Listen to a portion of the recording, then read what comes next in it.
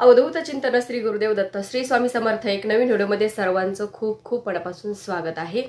तर उद्या आहे वटपौर्णिमा। महिलांच्या सगळ्यात जास्त आवडीचा सण म्हणजे वटपौर्णिमा एक तर संक्रांत असतो।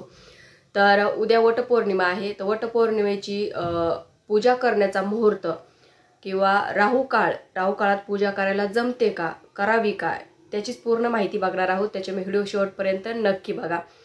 तर वटपौर्णिमा म्हटलं की बघा, आपण आपल्या सौभाग्यासाठी आपण ही पूजा करत असतो। सौभाग्याला दीर्घ आयु लाभावी, जन्मजन्मी हाच पती मिळावा यासाठी प्रत्येक सौभाग्यवती महिला वडाच्या झाडाची पंचोपचार पूजा करून मनोभावे त्याला प्रार्थना करतात। तर हीच पूजा करायच्या वेळेस आपण कोणत्याही कामाला झालं, शुभ कामाला किंवा कोणत्याही पूजेला आपण मुहूर्त बघत असतो, कारण मुहूर्त हा अत्यंत महत्त्वाचा असतो। आणि त्या चांगल्या मुहूर्तामध्ये कोणतेही काम किंवा पूजा पाठ सेवा केली तर त्याचं फळ आपल्याला अधिक पटीने मिळत असतं। तर तसंच वडाच्या झाडाची सुद्धा पूजा आपण करते वेळेस मुहूर्त बघून करायचा, वेळ बघून करायचा, कारण उद्या पौर्णिमा ही सकाळी 11 साडे 11 लागणार आहे आणि परवा दिवशी म्हणजे 11 तारखेला ती दुपारी 1 सव्वा 1ला संपणार आहे। तर पूजा कधी करायची, तर पहिल्या व्हिडिओमध्ये मी तुम्हाला सांगितलं होतं की पूजा करते वेळेस पूजेचं साहित्य काय काय न्यायचं, साडी कोणत्या कलरची घालायची, बांगड्या कोणत्या कलरच्या घालायच्या, म्हणजे आपण पूजा करते वेळेस ह्या गोष्टी सुद्धा काळजी घ्यायची असते। कारण ही पूजा सुहासिन महिलेची असते आणि त्याच्यामध्ये कोणताही भंग होऊ नये, पूजेमध्ये अपूर्ण फळ मिळेल अशी कोणतीही चूक आपल्या महिलांनी करायची नाहीये। तर सर्वप्रथम वडाच्या झाडाची पूजा करते वेळेस फांदी तोडून आणून त्याची पूजा करू नका। त्याच्यानंतर छोटं रोपटं जेव्हा वडाच्या झाडाचं असतं तर त्याची खूप असं छोट्या झाडाची सुद्धा पूजा करायची नसते। तुमच्या कुंडीमध्ये एखादं झाड लावलेलं असेल आणि ते म्हणजे फार जुनं असेल, खूप वर्षापूर्वी तुम्ही लावलेलं आहे ते, तर अशा झाडाची तुम्ही पूजा करू शकता। पण नेमकं झाड उगले आणि खूप छोटं आहे, तुम्ही त्याचीच पूजा करता, हे फार चुकीचं आहे। झाडाची फांदी तोडायची, ती घरी आणून त्याची पूजा करायची, ती पूजा सुद्धा ग्राह्य धरली जात नाही। त्यासाठी आसपास शोधा, कारण वडाचे झाड कुठेही असतंच, आणि तिथे जाऊन पंचोपचार झाडाची पूजा करायची। वेळ काय आहे, तर वेळ बघा, आता मुहूर्त कोणता आहे, आता पौर्णिमा 11 साडे 11 लागणार आहे।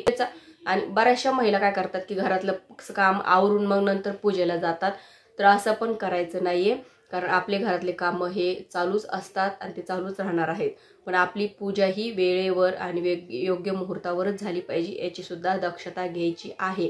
घरचं काम करत करत आपला चांगला मुहूर्त वेळ पूजेचा निघून गेल्यावर मग नंतर पूजा करून काही फायदा नाहीये। त्याच्या अगोदर तुम्ही घरातले कामं थोडेसे बाजूला ठेवून चांगल्या मुहूर्तावरच पूजा करून या। तर चांगला मुहूर्त बघायला गेलं तर सकाळी 11:55 चांगला मुहूर्त सुरू होतो, तर ते 1 वाजेपर्यंत एकदम शुभ मुहूर्त आहे आणि या मुहूर्तामध्ये तुम्ही पूजा करून येऊ शकता। तिथून आल्यावर तुम्ही तुमचे घरचे कामं करा। तर ह्या काळामध्ये महिलांनी पूजा करायची आहे। त्याच्यानंतर राहू काळ कधी आहे, तर राहू काळामध्ये आपण पूजा करू नये किंवा सेवा सुद्धा करू नये। दिवसातून 1.5 तासाचा राहू काळ असतोच, फक्त तो कधी असतो ती वेळ बघायची असते आणि त्या वेळेमध्ये कोणती पूजा पाठ सेवा किंवा चांगले कामं असे करू नये, कारण त्याला यश येत नसतं, त्याचं अपूर्ण फळ आपल्याला मिळत असतं। त्याच्यामुळे राहू काळ हा सहसा टाळायचा असतो।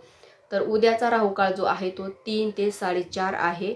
तर ह्या काळामध्ये तुम्हाला वडाच्या झाडाची पूजा करायची नाहीये, एवढं लक्षात ठेवायचं। 3 ते 4:30 या दरम्यान हा 1.5 तास राहू काळ असणार आहे आणि ह्या काळामध्ये ह्या काळामध्ये वडाच्या झाडाची पूजा करायची नाहीये।